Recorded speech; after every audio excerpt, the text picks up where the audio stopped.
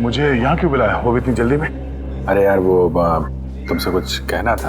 हाँ वो समझ में नहीं आ रहा कैसे कहूँ। क्या बात है, मुझसे कहने के लिए तुम्हें सोचने समझने की जरूरत पड़ती है? जो बोलना है बोल दो यार। नहीं यार वो कल तारिका का फोन आया था। अरे ये तो बहुत खुशी की बात है। अच्छा अच्छा, तो उसने कुछ ऐसा कह दिया जिसकी वजह से तुम परेशान हो और तुम्हें मेरी सलाह की जरूरत है। तो श्रेया आज घर पे है। तो उसको देखने एक लड़का आ रहा है। Sir coffee.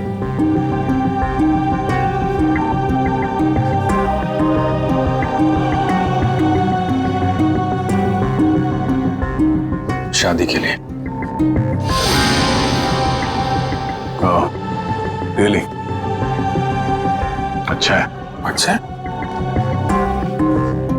क्या अच्छा है? और कुछ नहीं कहना? मैं क्या कहूं? उसने तुमसे कुछ कहा? नहीं, क्या कहेगी वो?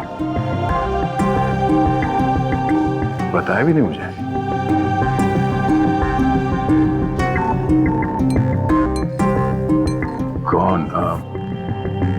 कौन है वो?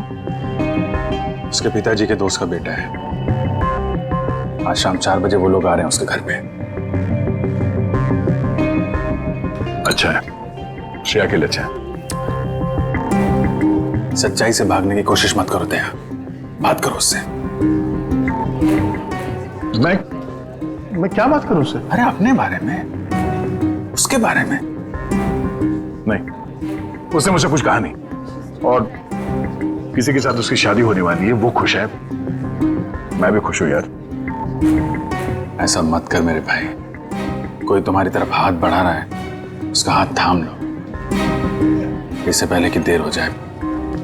अभिजीत, तुम जो कह रहे हो शायद मैं नहीं कर पाऊं यार। अरे लेकिन क्यों नहीं कह पाओगे? यार तुमने भी तो अभी तक डॉक्टर तारिका से कुछ नहीं कहा। जो काम तुम खुद नहीं कर सकते, प्लीज उस बात की नसीहत तुम दूसरों को मत दो। यार अभिजीत, सॉरी देखो, मैं ये नहीं कर सकता। खड़े हो जाओ। हाँ? मैं कहता हूँ चुपचाप खड़े हो जाओ। चलो मेरे साथ। कहाँ? अरे चलो तो। अरे यार चलो अभिजीत सुनो तो। चलो।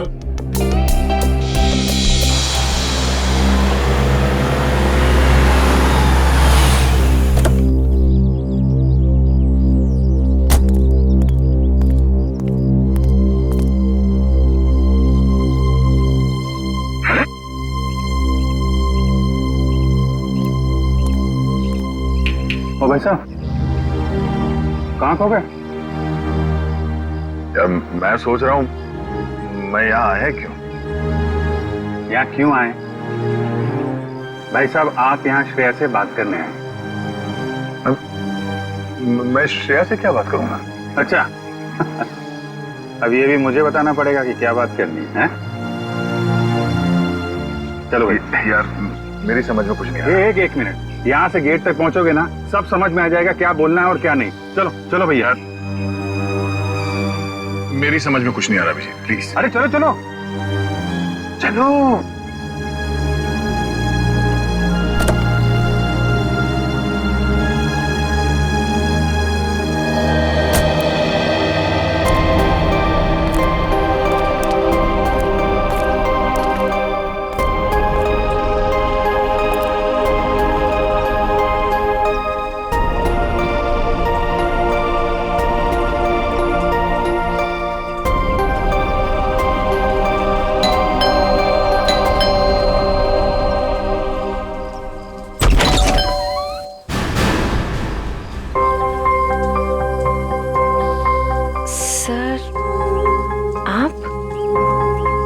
हाय श्रेया, कैसी हो तुम?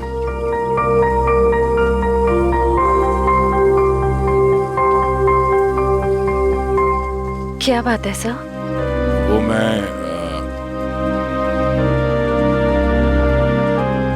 लोग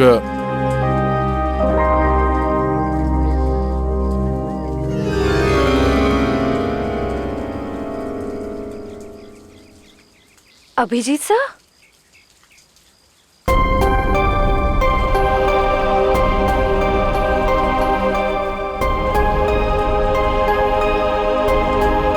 सर बोलिए ना, क्या बात है? नहीं, वो ऐसे ही मतलब क्या बोलना है आपको? हाँ, हम लोग ऐसे मतलब अरे बेटे कौन है?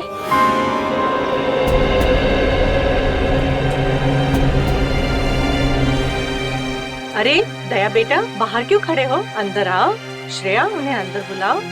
हाँ सर, आइए ना प्लीज।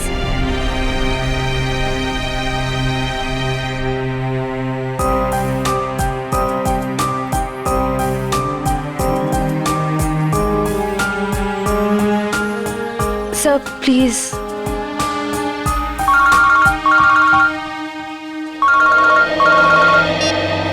हेलो। हाँ, अच्छा ठीक है। सॉरी, मुझे जाना होगा, कुछ अर्जेंट काम है। मैं फिर कभी। हाँ हाँ, अब तो आना ही होगा। श्रेया की शादी में तो आओगे ना?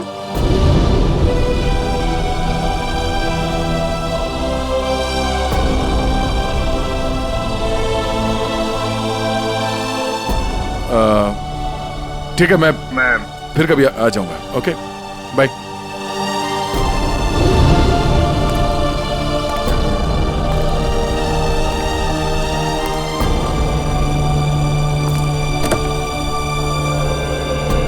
क्या हो, बात हो गई? नहीं, ये फोन आ गया, खून हुआ है, हमें जाना होगा। अरे एक मिनट, मैं जाता हूँ ना, तुम बात करो ना श्रेया से। नहीं, ये बाद में कर लेंगे, ये ज्यादा जरूरी है। यार दया, इतना अच्छा मौका मिला, ये गलती मत करो दया। अरे सुनो, मैं जा रहा हूँ ना, मैं चलता हूँ।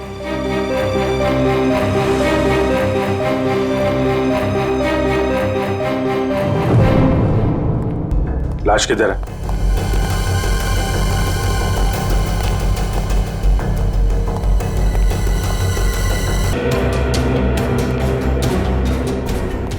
तुम में से किसी ने देखा खून होते हुए? नहीं साहब, हम दोनों जब अंदर आए।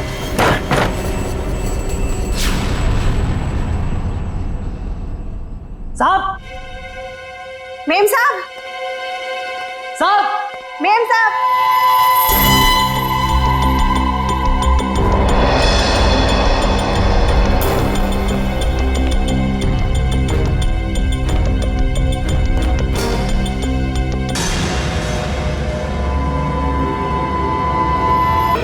बाहर रहते हो और घर के अंदर खून हो गया है? किसी को अंदर आते देखा? नहीं साहब, कोई नहीं आया। कोई जान पहचान वाला आदमी, अजनबी आदमी? साहब, जब भी कोई अंदर आता है तो मैं उसका नाम और फोन नंबर रजिस्टर में एंट्री कर लेता हूँ। सो कोई चाकू या हथियार नहीं वाला, रुपए गहने भी सही सलामत है, कोई लूटपाट भी नहीं हुई। सर, किशोर नाम है मरने वाले का, घंटाघर में कपड़े की दुकान है और उसकी बीवी का नाम जया है। किशोर? कमरे से सारे फिंगरप्रिंट्स उठा लो, कोई ना कोई रास्ता जरूर है जहां से खूनी अंदर आया है।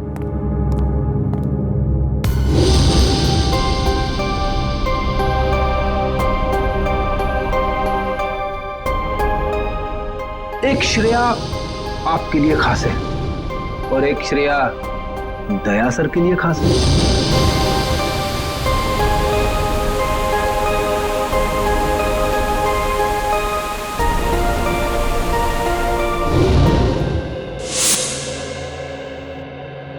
श्रेया बेटा, तुम कहाँ खो गई हो?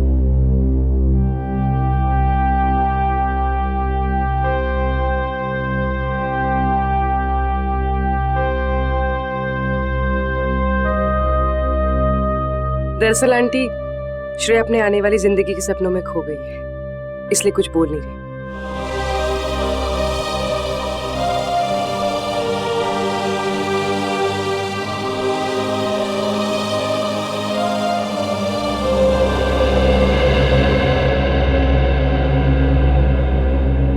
ये दे, ये तुम पे कितना अच्छा दिखेगा, है ना? ठीक है मम्मी। लाइए। अरे वाह, आज हमारी बिटिया कितनी अच्छी लग रही है ना? हाँ। पापा, आप खुश तो है ना? हाँ बेटा, और तुम भी कितनी खुश लग रही हो।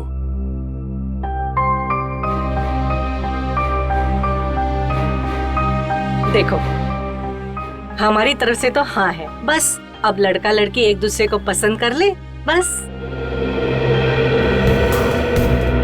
वैसा आदमी घर के अंदर घुसा है जिससे घर वालों की पूरी जानकारी थी।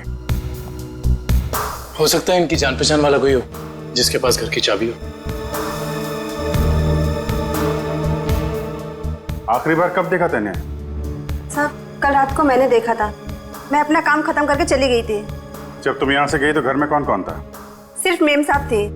साहब तब तक नहीं आए थे। क्या? साहब कब आए? साहब करीब 11 बजे आए थे साहब। अच्छा, तुम दोनों के अलावा घर में कोई था नहीं, बाहर से कोई आदमी अंदर आया नहीं, तो फिर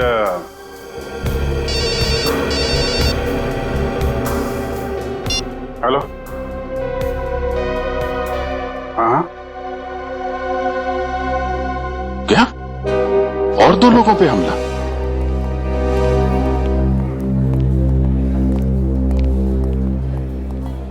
डॉक्टर साहब, मैं एसीपी प्रद्युमन सीआईडी से। डॉक्टर साहब, आपके यहाँ प्रशांत और प्रेमा ये पति पत्नी को एडमिट किया है, उन्हें चाकू से मारा गया है, उनके बारे में पूछताछ करनी है। सर, वो दोनों हस्बैंड वाइफ की बच्चों की कोई उम्मीद नहीं थी, इसलिए मैंने किसी का इंतजार किए बगैर इलाज शुरू कर दिया है। हस्बैंड को हमने बच्चा लिया है, लेकिन वाइफ की तबीयत अभी भी नाजुक है। फिर उन दोनों को लाया किसने यहाँ पर? ये बंगले का वॉचमैन। अच्छा,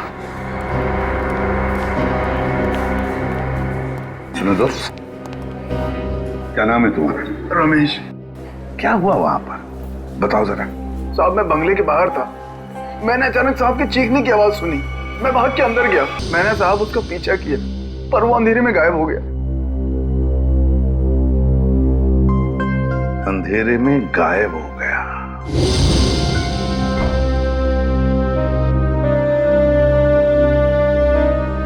श्रेया, क्या सोच रहे हो?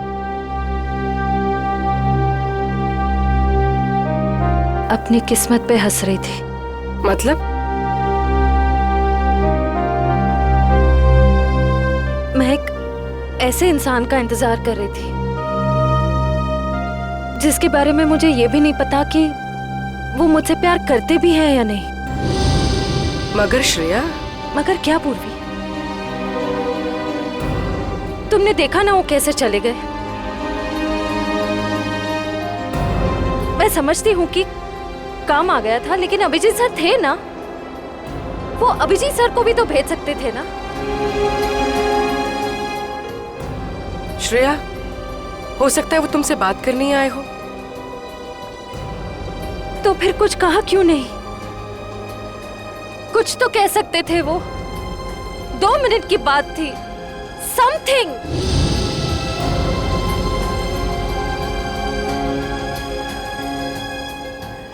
वो मुझसे प्यार ही नहीं करते, उन्हें मेरी फीलिंग्स की कोई कदर ही नहीं है। मेरे मम्मी पापा ने मेरे लिए जो सोचा होगा, अच्छा ही सोचा होगा। मैं अब उन्हें और दुखी नहीं कर सकती पूर्वी। मतलब तुम सिद्धार्थ को हाँ बोल दोगी?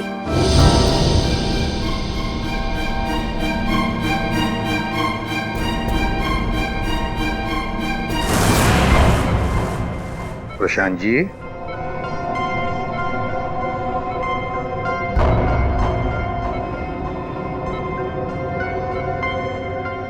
मैं एसीपी प्रद्युमन सीआईडी से।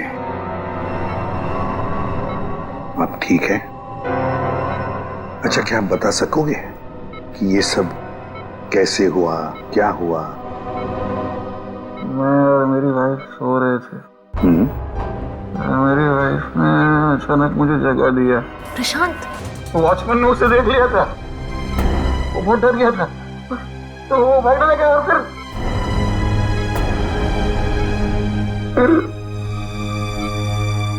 कुछ याद नहीं आ रहा है। ठीक है, कोई बात नहीं, कोई बात नहीं। अच्छा, एक छोटा सा सवाल, आपने उस कोनी का चेहरा तो देखा होगा ना?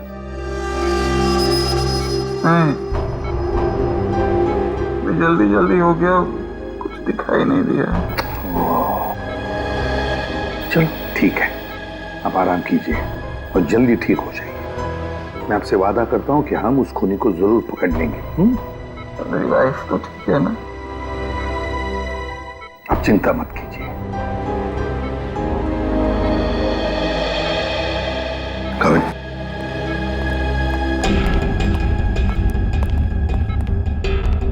पहले 2 लोगों का खून और अब फिर इन दोनों पर हमला। एकदम बेरहमी से चाकू की वार की है, ऐसे लगता है हमला करने का तरीका एक ही है, खूनी भी एक ही होना चाहिए। सर, ये जो भी हमलावर है ये सीरियल किलर भी हो सकता है। हाँ, हो सकता है।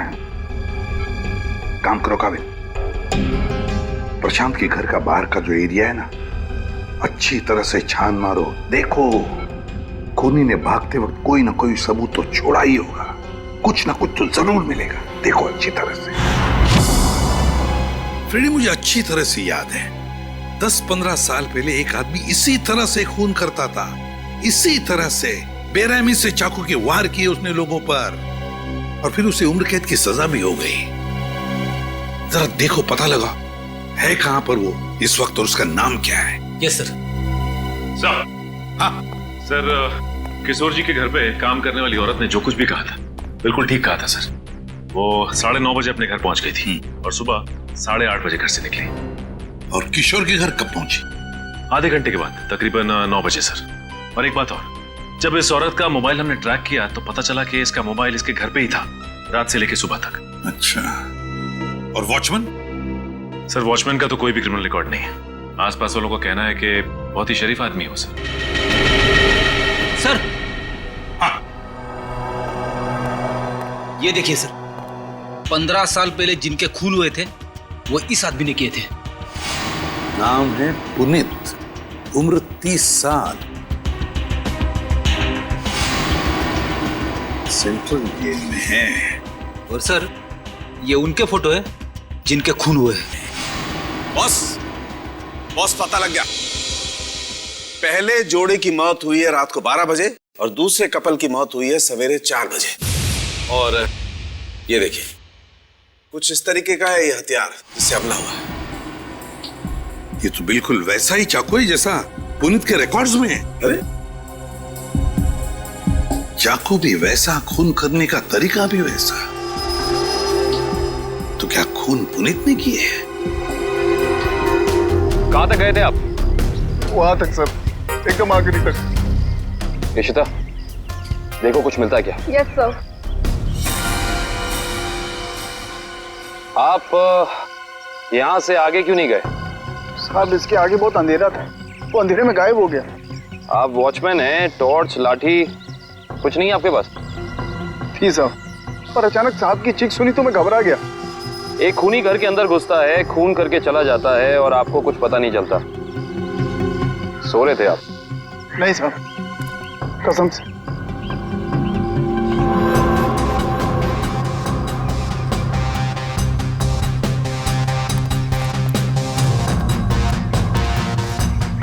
सर। हाँ करण। सर, कमरे और खिड़कियों पर से सारे फिंगरप्रिंट ले लिए सर। गुड। हाँ इशिता।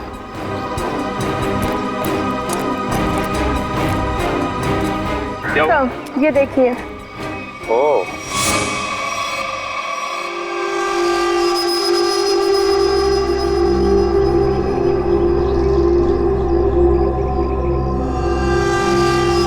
चाकू।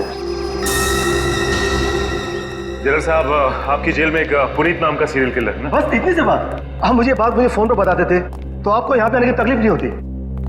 जनरल साहब, हम खुद मिलना चाहते हैं उससे। लेकिन पिछले हफ्ते ही उसे जेल से रिहा कर दिया गया है। जानते हुए भी कि वो एक सीरियल किलर है, आप लोगों ने कैसे छोड़ दिया उसे? यहाँ से बाहर निकलते फिर से लोगों को मारना शुरू कर दिया उसने। उसका बर्ताव अच्छा था, इसलिए उसे छोड़ दिया। जेल में आने के बाद वो पूरा बदल गया था, सबसे मिलजुल कर रहता था, यहाँ तक कि किसी लड़ाई झगड़ा भी नहीं करता था वो।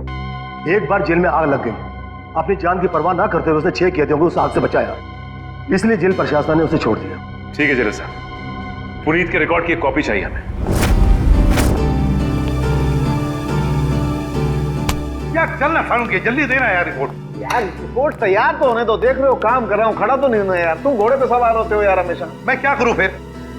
1 मिनट जरा तस्वीर रखो, देता हूँ, 1 मिनट रुको यार।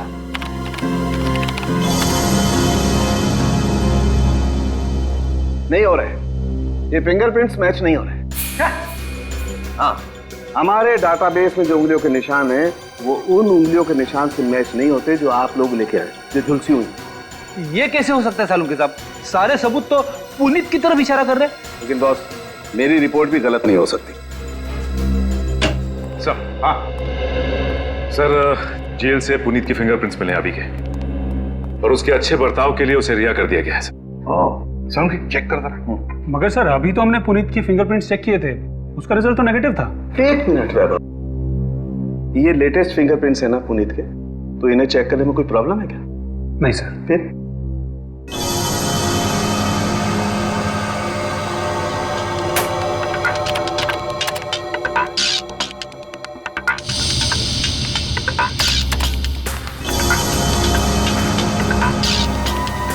हाँ बॉस, ये फिंगरप्रिंट्स मैच हो गए। ग्रेट। ये उंगलियों के निशान भी थोड़े से जले हुए हैं, झुलसे हुए हैं। सर, इस जेलर ने बताया था कुछ दिन पहले जेल में आग लग गई थी और इस पुनीत ने उस आग में से कुछ लोगों की जिंदगियां बचाई थी।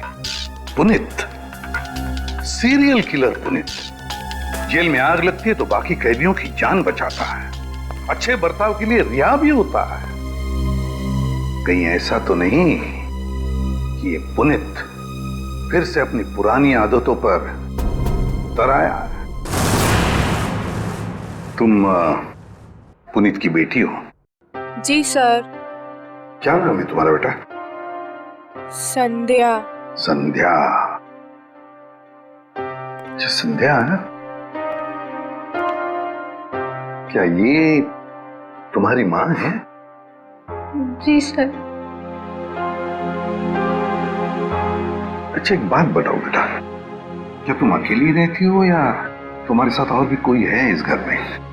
मेरा छोटा भाई आशु। आशु, बाहर आओ। जी दीदी। सीआईडी वाले आए हैं, पापा के बारे में पूछ रहे हैं। सर कुछ पता चला पापा के बारे में? आपके पापा आपको बता के नहीं गए कि वो कहाँ जा रहे हैं? जी सर, कल शाम को पापा को एक कॉल आया था नौकरी के लिए और पापा ने कहा मैं रात तक लौट आऊंगा, पर पापा अब तक आए नहीं और उनका फोन भी बंद आ रहा है। क्या नंबर है उनका? 125-230-82330। मेरे पापा ने कुछ नहीं किया सर, उन्होंने मेरी कसम खाई है वो कभी कोई गलत काम नहीं करेंगे। मम्मी भी हमें छोड़कर चली गई है, उनके सिवा हमारे कोई नहीं है। मैंने पापा से कहा है कि हम सूखी रोटी खा लें, पर कोई कभी गलत काम मत करना प्लीज सर। मेरे पापा को कुछ मत करना, अब वो सुधर गए, वो कोई बुरे काम नहीं करते। अब तो दुनिया वाले भी हमें ताने देते हैं, कहते हैं इसके पापा खूनी है। इनके घर रोज पुलिस आती है, हमसे कोई बात भी नहीं करता। अब तो रिश्तेदारों ने भी मुंह मोड़ लिया है,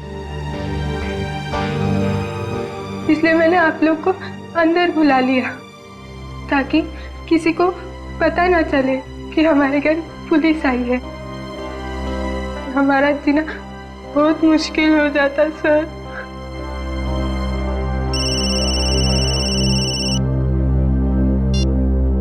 हेलो, क्या? ओके। क्या हुआ? सर, प्रशांत जी की वाइफ प्रेमा जी की हॉस्पिटल में मौत हो गई है।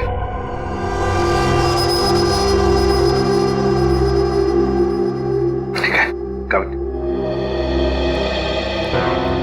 काम करो, पुनीत का फोटोग्राफ सारे पुलिस स्टेशन और चेकनाकों पर भेज दो। मुझे पुनीत चाहिए किसी भी हालत में। सब। हाँ।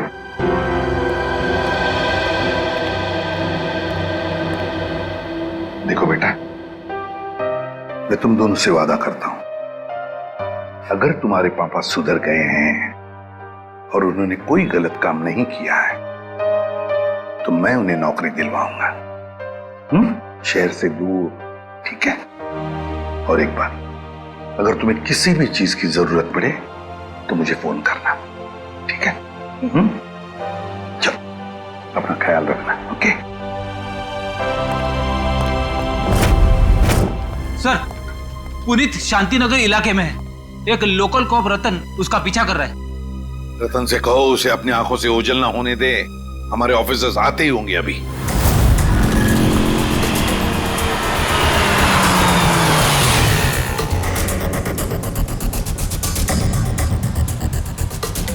कहाँ है कबूतर? पीछे खड़ा है।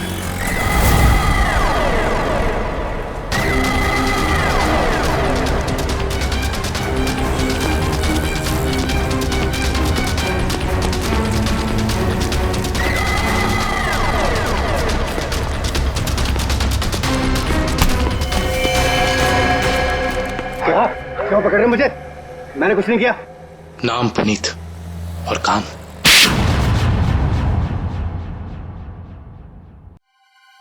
मैं सच कह रहा हूं साहब, मैं कसम खा के कह रहा हूं, मैंने ये नहीं किया, मैंने कोई भी खून नहीं किया साहब। मैं सब बुरे काम छोड़ चुका हूं साहब। चुप! बंद करिए नाटक। मैं कैसे बताऊं आपको, जब मैंने किया ही नहीं है तो मैं कैसे कह दूं कि मैंने खून किया है? तो फिर तुम हमें देख के भागे क्यों? मैं बहुत डर गया था। मैं डर गया था कि आप लोग मेरी बात का यकीन नहीं करेंगे। उस दिन जब मैं अपने घर पे पहुंचा तो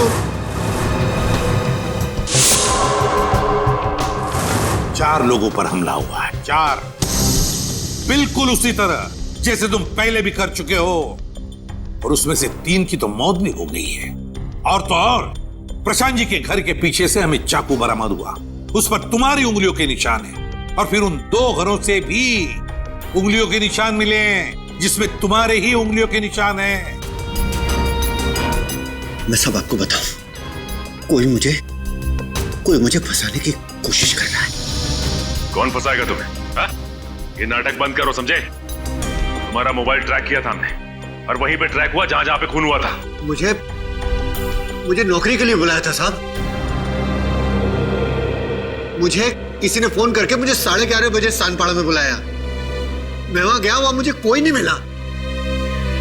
मैंने इंतजार भी किया। मैं सच कह रहा हूं साहब, मुझे दूसरा फोन आया, सेंटर पे बुलाया मुझे 3:30 बजे। कोई सिक्योरिटी गार्ड का जॉब था। मैं सच कह रहा हूं साहब, आप मेरा एक काम कीजिए, आप फोन चेक कर लीजिए मेरा।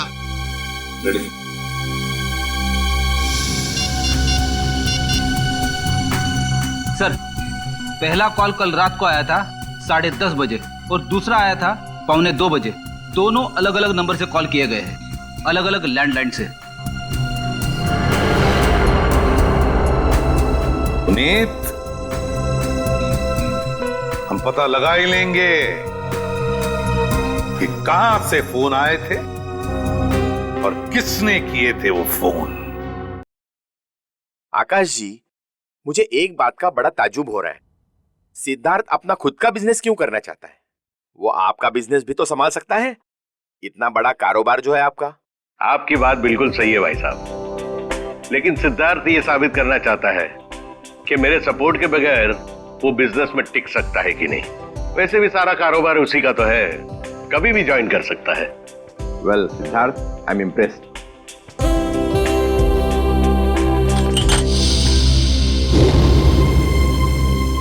सॉरी,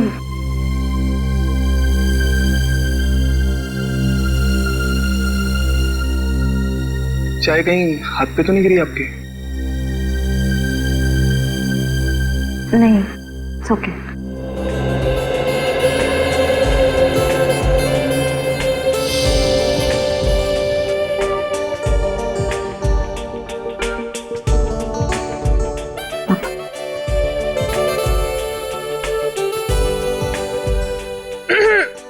भैया, पापा अपनी चाय की वेट कर रहे हैं।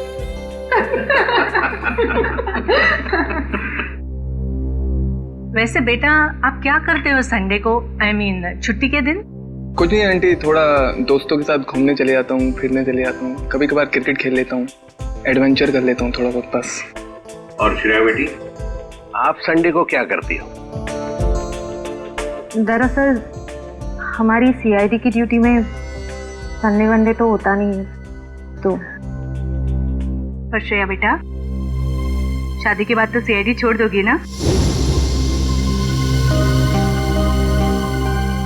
अपनी सास का हाथ बटाओगी ना घर में?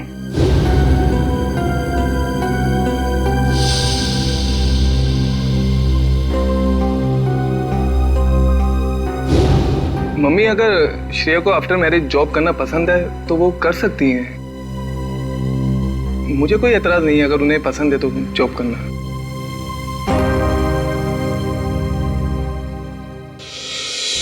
हमारे देश का कानून कहता है कि भले 10 अपराधी सजा से बच जाए, मगर एक निर्दोष को कभी सजा नहीं होनी चाहिए। निर्दोष को सजा नहीं होनी चाहिए। सर, पुनीत को जो 2 फोन आए थे वो रेलवे प्लेटफॉर्म के पीसीओ से किए गए थे, अलग अलग पीसीओ से। अच्छा, तो क्या वाकई कोई पुनीत को फंसाने की कोशिश कर रहा है? और अगर ऐसा है तो फिर वो वही आदमी कर सकता है जो पुनीत के आसपास का है। मैं ऐसे किसी भी आदमी को नहीं जानता सर। पुनीत कोई तो है जो जानता था कि तुम कब जेल से रिहा होने वाले हो, और वो ये भी जानता था कि तुम्हें नौकरी की सख्त जरूरत है। सर, ये बात मेरे और मेरे बच्चों के अलावा कोई नहीं जानता। पुनीत जी, जरा ठंडे दिमाग से सोचिए, शायद हम आपकी कुछ मदद कर सकें। सोचो पुनीत। एक लेखक मुझसे मिलने आता था। लेखक? जी सर। क्यों मिलने आता था? वो कह रहा था कि वो मेरे ऊपर किताब लिखना चाहता है। मतलब कि मैं कैसे लोगों को मारता था, मैं क्या सोचता था, वगैरह वगैरह। और वो ना अपना पेन मेरे हाथ में पकड़ा देता था और कहता था कि जैसे छुरा पकड़ते थे वैसे आप इस पेन को पकड़िए। और मैं उस पेन को पकड़ता था, फिर वो मुझसे कहता था कि जैसे छुरा मारते थे वैसे आप मारिए। तो मैं मारता था वैसे। फिर वो अपने मोबाइल पे मेरी फोटो लेता था। वो कोई 6 महीने पहले मुझसे मिलने आया। बाद में 8-10 दिन के बाद में वो गायब हो गया, फिर मुझे कभी नहीं मिला। है कौन ये लेखक? क्या नाम क्या है उसका? दिखता कैसे था? सर, नाम तो याद नहीं आ रहा अभी, पर दाढ़ी थी सर उसके, और बाल लंबे थे तो चोटी बांधता था, और आंखें उसकी नीली थी। तकरीबन सर के जैसी हाइट थी। अच्छा, रेडी? नेट से पता लगा, देखो ऐसा कोई लेखक है क्या?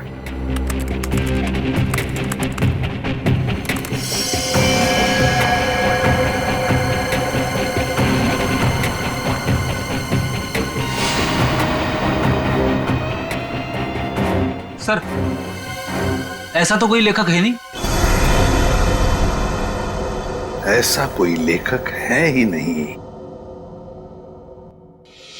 ऐसा तो कोई लेखक है नहीं। सर, ये भी तो हो सकता है कि ये कोई लेखक ना हो, बल्कि कोई ऐसा बहरूपिया हो जो पुनीत के बारे में सारी जानकारी लेने के लिए आया हो। सचिन, ये बहरूपिया ही है, लेखक नहीं, बहरूपिया ही है। इसी ने पुनीत को 2 बार फोन करके बुला लिया था, सिक्योरिटी गार्ड की नौकरी के लिए और कॉल सेंटर पर। भले इसने लैंडलाइन से फोन किया हो, मगर उसके पास सेल फोन तो होगा ही ना, जरूर होगा cell phone.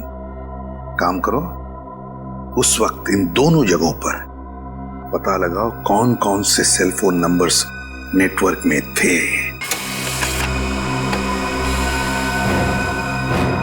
Sir,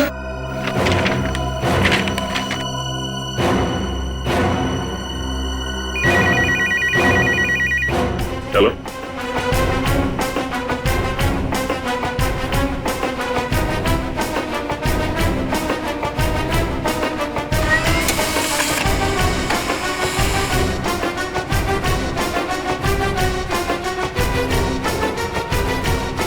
my God, पता लग गया सर। इन दोनों जगहों पे पुनीत के नंबर के अलावा एक और नंबर है जो कॉमन है सर। 10:30 से लेके 12:30 के बीच ये नंबर सानपाड़ा में था और 3:30 से 5:30 बजे सुबह ये नंबर सेंट्रल में था सर, जहां पे खून हुआ है। तो वे सचिन, पता लगाओ ये किसका मोबाइल नंबर है।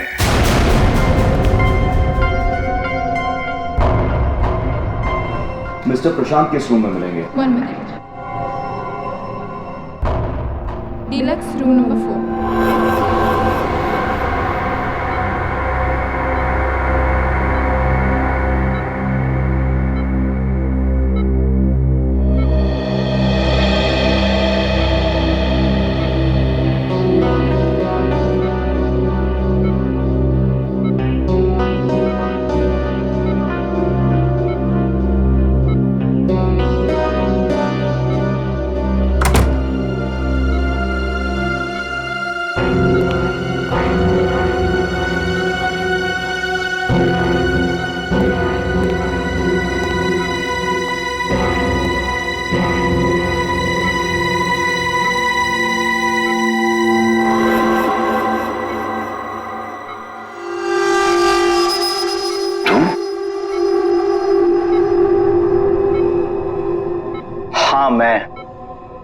तुम्हें क्या लगा मैं तुम्हें ढूंढ नहीं पाऊंगा और तुम इतनी आसानी से बच जाओगे? ऐसी बात नहीं है, मेरी हालत तो देखो। हालत कुछ भी हो, मुझे मेरे पैसे चाहिए। कितना बड़ा रिस्क लिया है मैंने, कुछ भी हो सकता था। जान तो नहीं जाती ना। मैंने तो अपने आप पर हमला करवाया है, अपनी जान दांव पर लगाई है, अपनी बीवी को खून करवा दिया। इससे ज्यादा तो कोई रिस्क नहीं होता। वैसे भी हमारा काम अभी खत्म नहीं हुआ है। हमारा काम अभी बाकी है। हमें इसी तरह और 3-4 खून करने पड़ेंगे ताकि उस आईडी को पता चले कि ये कोई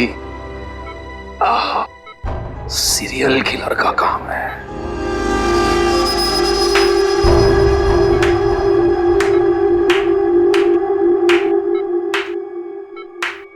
प्रशांत जी, बहुत खेल खेल लिया, अब हमारी बात। अब हम खेल खेलेंगे तुम्हारे साथ। इसका मतलब है आप लोगों ने हमारी सारी बातें सुनी? हाँ, हमने सब सुन लिया और यही सुनने के लिए हमने खेल भी रचाया था तुम्हें फंसाने का, और फंस गए तुम। इसे जानते हो ना, तुम्हारा आदमी। लेकिन अब ये तुम्हारा आदमी नहीं, हमारा आदमी, हमारा आदमी। सरकारी गवाह है ये, समझे? सरकारी गवाह।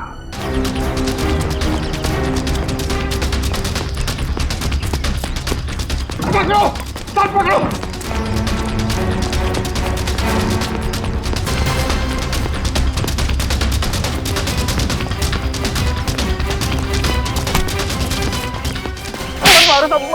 मैंने कुछ नहीं किया। कुछ नहीं किया? कुछ नहीं किया मैंने। कुछ नहीं किया तो फिर हमें देखकर भागा क्यों? साहब मैं तो छोटी मोटी चोरी करता हूँ।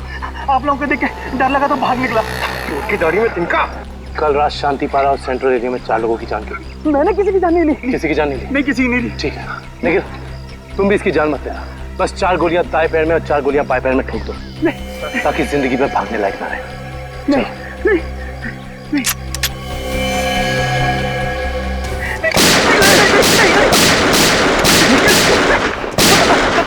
बताता हूँ, मुझे ऐसा करने के लिए किसी ने पैसे दिए।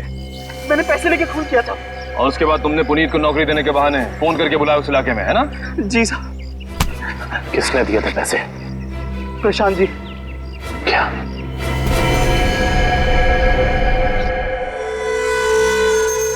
ना पड़ा धोखा। तुम्हें क्या लगा सिर्फ तुम ही धोखा दे सकते हो, हम नहीं?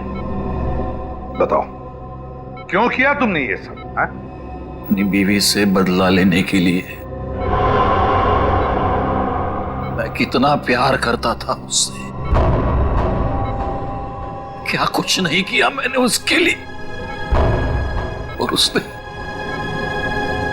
उसने मुझे धोखा दिया। किसी और के साथ भाग जाना चाहती थी वो। इसीलिए मैंने मेरी बीवी के खून का प्लान बनाया। पुनीत को फंसाने का प्लान बनाया हैं? तुम्हें पता था कि वो जेल से बाहर आने वाला है? हाँ, मैंने पुनीत को भी अपने प्लान में फंसाया। और इसीलिए एक लेखक बनकर तुम उससे मिलने गए, ये कह के कि तुम उस पर किताब लिखना चाहते हो। और इसी बहाने तुमने उसके फिंगरप्रिंट्स उठा लिए। अपने बीवी से छुटकारा ही चाहते थे तो उसे तलाक दे देते। उसे जान से मारने की क्या जरूरत थी? और तो और तुमने 2 मासूम लोगों की जानें भी ली। सिर्फ इतना ही नहीं, पुनीत एक मुजरिम जो अपने आप को सुधारना चाहता था, उसे भी अपने घिनौने प्लान में बलि चढ़ाने का सोच लिया। तुम जैसों को तो कड़ी से कड़ी सजा मिलनी चाहिए, फांसी होनी चाहिए, फांसी। लो भाई, आ गई तुम्हारी मंजिल। अब क्या हुआ यार? इस बार तुम मुझे खींच के लाए हो ना, चलो बात कर लेते हैं। अरे यार वो मैं सिर्फ ये जानने आया था कि श्रेया ने उस लड़के को वहां बुलाया या नहीं। नहीं, कब भी पता नहीं चलेगा जब गाड़ी से नहीं उतरोगे तो। चलो भाई। यार अभिजीत, तुम जाके देखो यार। क्या मतलब? मैं? हाँ मैं क्यों करूं यार? तुम्हारा काम है, तुम जाओ करो यार। तुम मेरे लिए इतना नहीं कर सकते?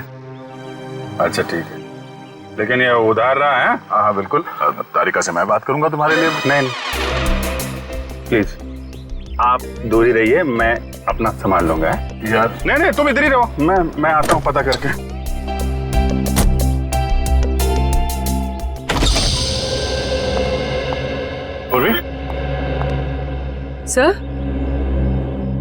सर आप यहाँ पर?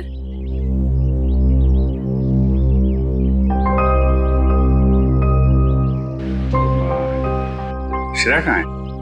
सर श्रेया अपने कमरे में है। और फंक्शन कैसा रहा? सर फंक्शन ठीक था सर। सिद्धार्थ अच्छा लड़का है सर।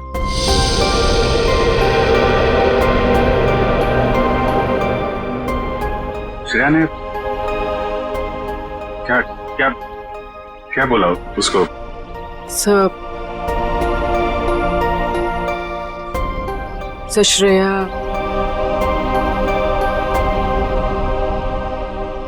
श्रेया ने हाँ कह दी।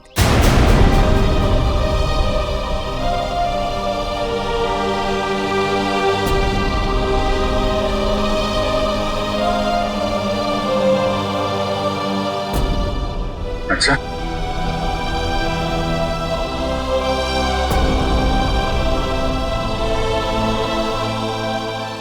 ओ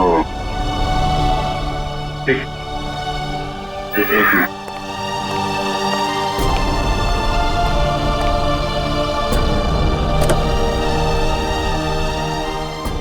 क्या वो? हाँ वो क्या? नहीं वो हाँ बोल दिया श्रेया ने।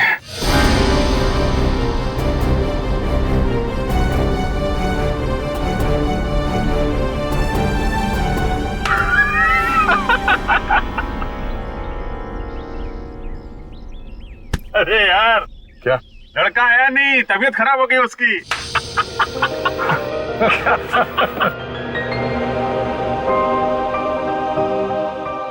अभिजीत, तुम सही कह रहे थे। श्रेया को अपने दिल की बात बता देता हूं मैं कि मेरे दिल में क्या है। मैं उसको बता दूंगा कि उसके लिए मेरे दिल में क्या है।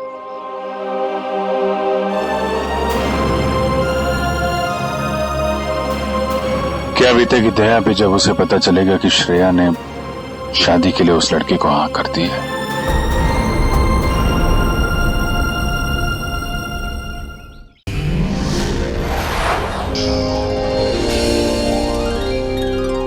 If you want to enjoy more case files content like this, please subscribe to our channel and click the bell icon.